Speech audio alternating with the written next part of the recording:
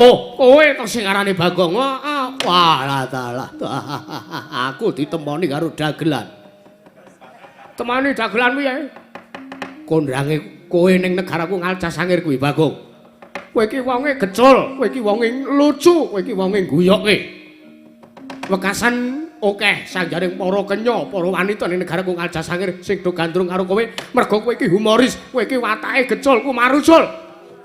Mula akeh wong wedok sing seneng karo kowe ora merga rupamu, nek rupamu ngono kaya selokan Mataram.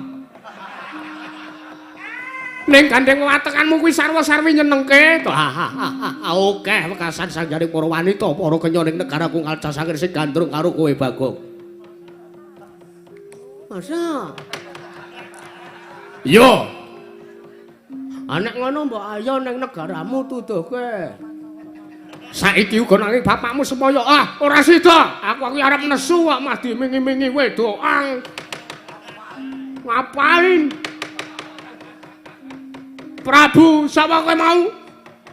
Prabu Jajar Blandang. Prabu Jajar Blandang. Anggepe apa kowe kok nyepeleke?